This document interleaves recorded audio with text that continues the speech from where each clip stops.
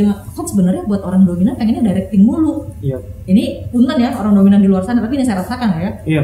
Bawaannya pengen directing, tapi kuping untuk active listening itu jarang dipakai.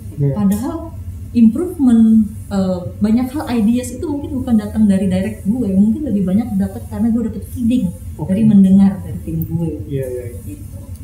Nah, berjalan ini pengalaman lu selama ini berkarir sebagai profesional dan dengan kemampuan juga sudah mengenali diri, itu berarti gini dong, Pak. Ada nggak sih kondisi di mana ketika lo ngejalanin tugas-tugas lo sebagai HC, sebenarnya skill yang dibutuhkan adalah atau kemampuan yang lebih dibutuhkan adalah kemampuan yang justru harusnya lo improve.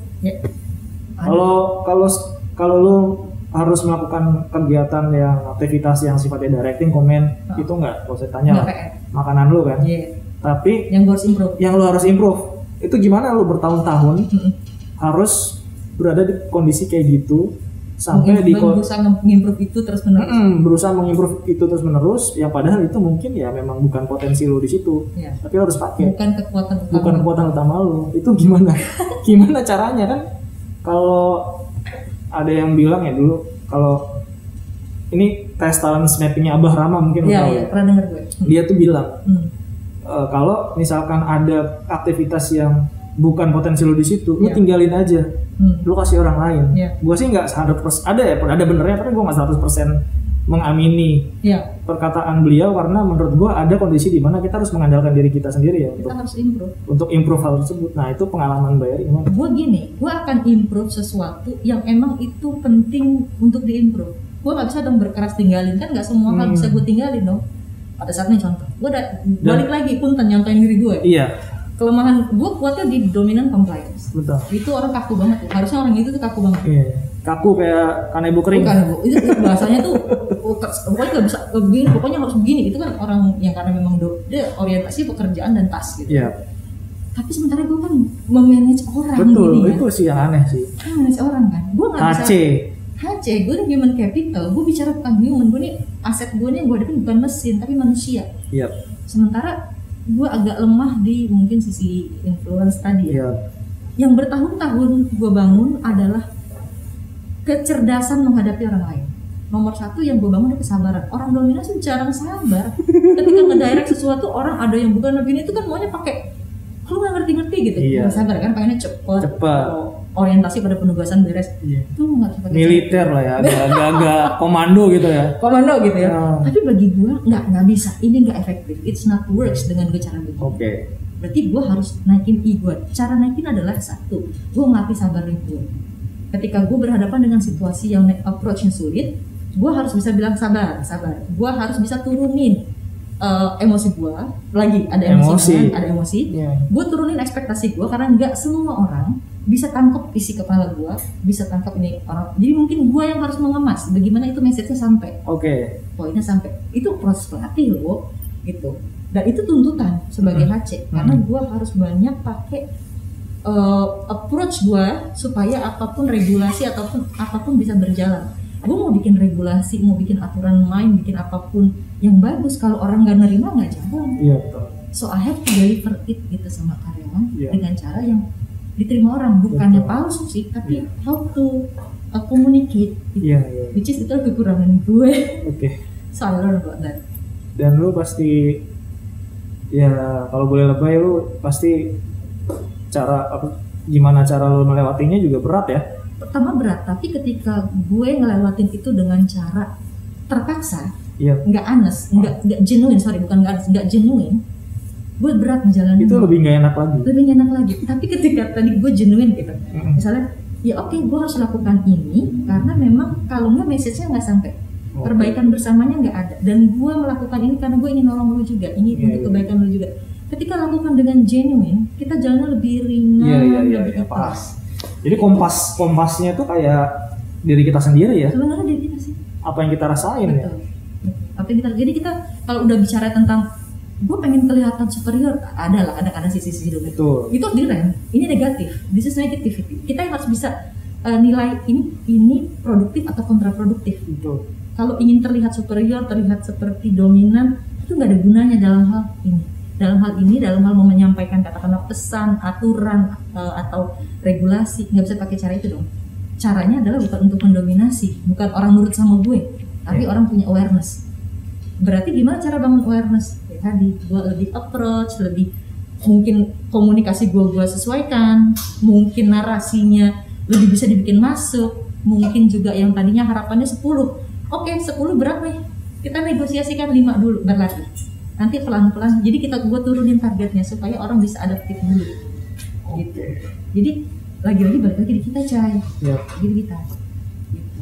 Siap. Nah itu buat teman-teman juga bisa pelajarin ya, diskusi gue sama Mbak Eri, cara-cara yang bisa dipakai untuk ya mengenali diri sendiri itu nggak mudah dan butuh waktu bertahun-tahun, mungkin sepanjang hidup juga ya Mbak. Panjang hidup ya kayaknya. Karena kita berubah-ubah terus kan. Bukan tipenya berubah, tapi keadaan kita berubah. Dan respon kita mungkin juga perlu sesuai dengan kondisi yang kita hadapin. Respon kita juga, kita mempelajari banyak hal. Respon kita dan ini kita bertemu dengan orang berbeda-beda juga. Yeah. Menurut gue ya agak susah kita mengenali orang lain dan bagaimana kita bisa approach atau berhubungan sama orang lain kalau kita sendiri juga sebenarnya belum selesai sama diri kita sih. Oke. Iya.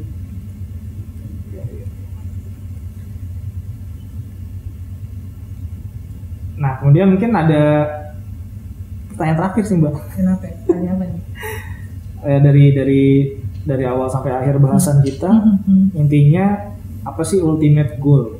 Ya, kita menjalani hidup dengan memahami diri kita. Gitu. Ultimate goalnya ya? Kalau buat gue ya, hidup ini kan perjalanan panjang ya. Yeah. Yang mudah-mudahan Allah kasih umur kita panjang. Kalau kita jalanin ini, hidup ini udah berat, cobaan banyak. Di tiap hari tuh kita ketemu cobaan, tiap hari kita ketemu, ya namanya hidup ya pasti ada bebannya ya.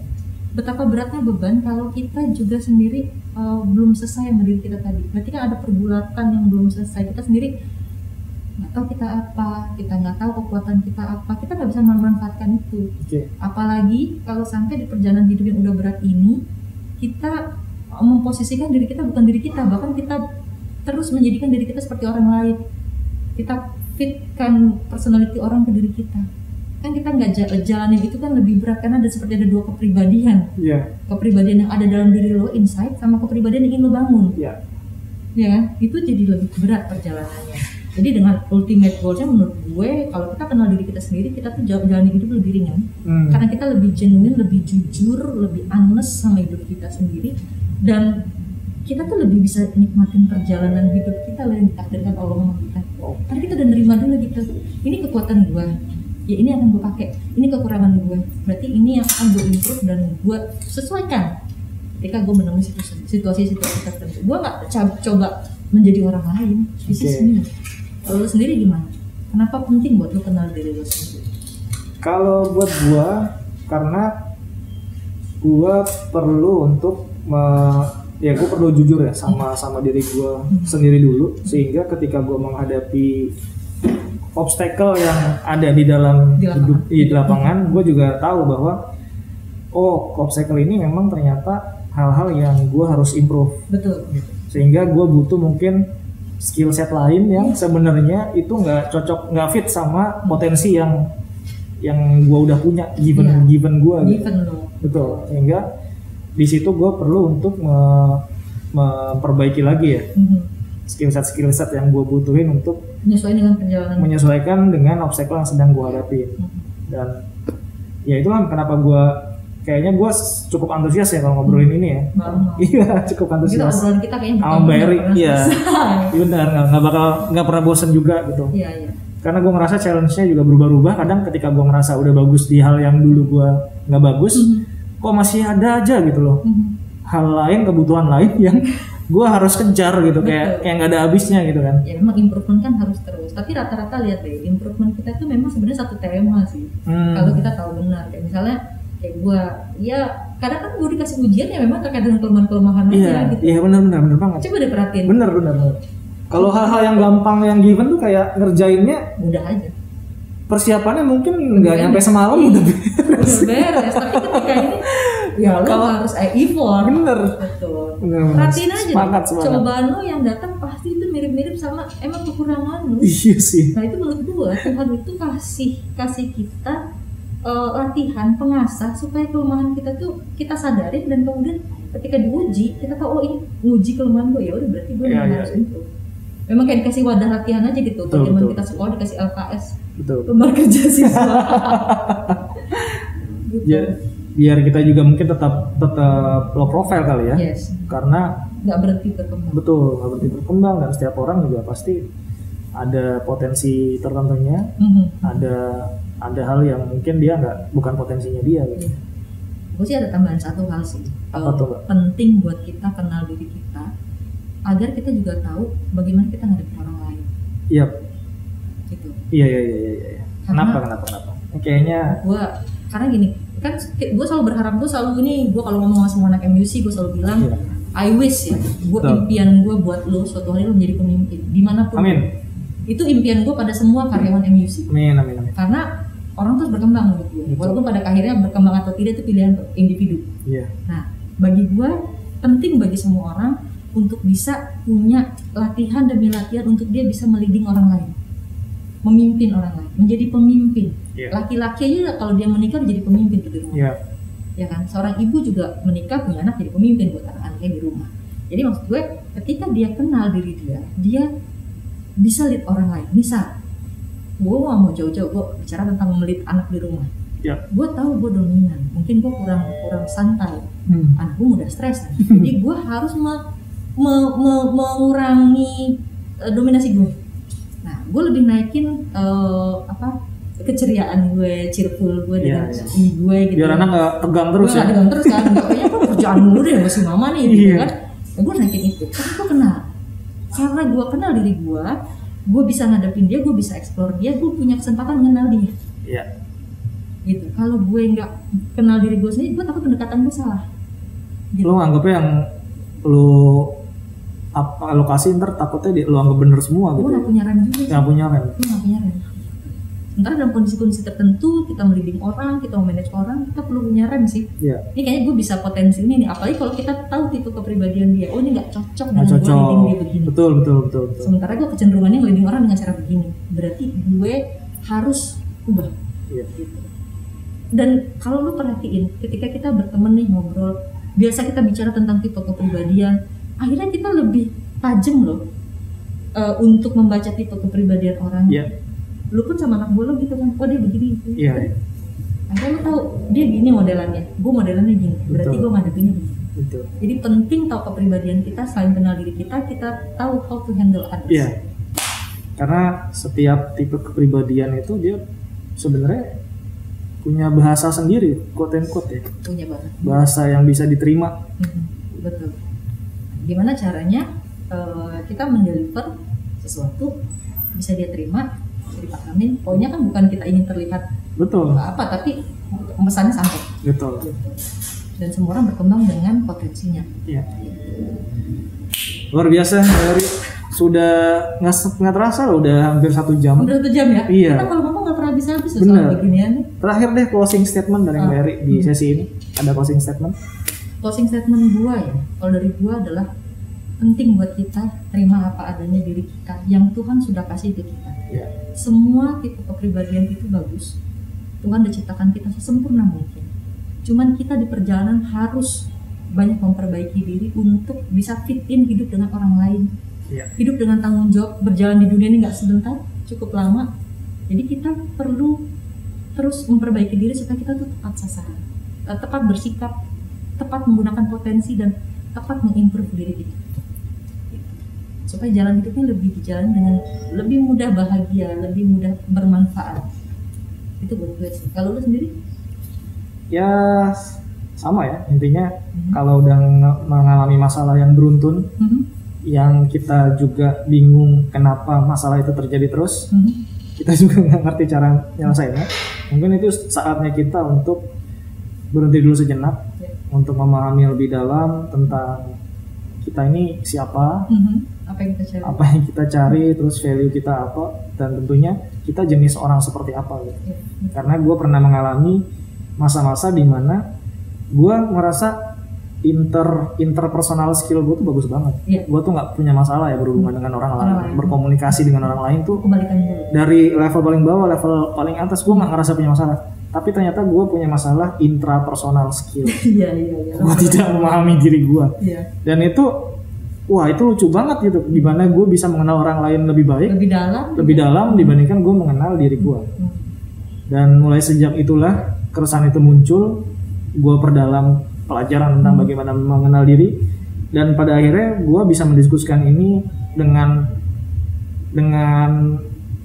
sangat dalam dengan siapapun yang punya ketertarikan yang sama, terbuka. Dan gue nggak malu gitu bilang gue memang potensi gue di sini, yang kurang gue ini tuh udah ada penerima. Iya, dan terima gue kayak gue ya ketawain gitu. Lebih ringan kan? Lebih ringan.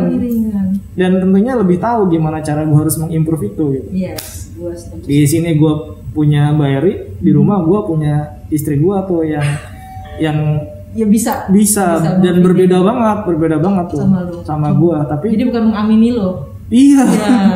Bukan mengamini ya, tapi Anas menjawab lo. Betul. Anas mana yang sesuai sama yang enggak, dia bisa lebih tajam gitu. Yes, untuk ngelihat itu. Penting ini. Dan menurut gue ini hal yang, kalau teman-teman tadi ya merasakan hal yang gue rasakan ya, kesulitan untuk menyelesaikan masalah-masalah dalam hidup, bisa jadi ini jadi solusi sih. Waktunya untuk kenal diri lo sendiri. Ya. Betul. Dan ini hanya tools ya. Ini hanya tools, benar. Dan menurut gue nggak ada yang terlambat.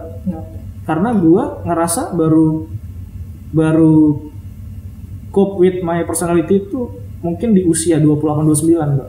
Itu menurut gue usia udah cukup matang banget untuk sebagai manusia gitu ya. Tapi nggak ada kata terlambat. Gitu. Kalau bisa nemuin di usia muda bagus banget, lebih bagus. Tapi kalau enggak ya nggak ada yang terlambat sih. Betul. Gitu. Oke. Nice. Thank you Mbak Eri. Terima kasih banyak Mbak Eri sharingnya. Terima kasih juga ya buat yang udah dengerin. Ya. Mudah-mudahan manfaat. Amin. Kita ngobrol apa lagi ke depan, insya Allah kita akan cari lagi ya. Siap. Nanti kita siapin temanya ya. Ya, siap. Sama Mbak Eri dan tim HC-nya Mbak Eri yang keren-keren. Oke. Thank you. Dadah. Assalamualaikum.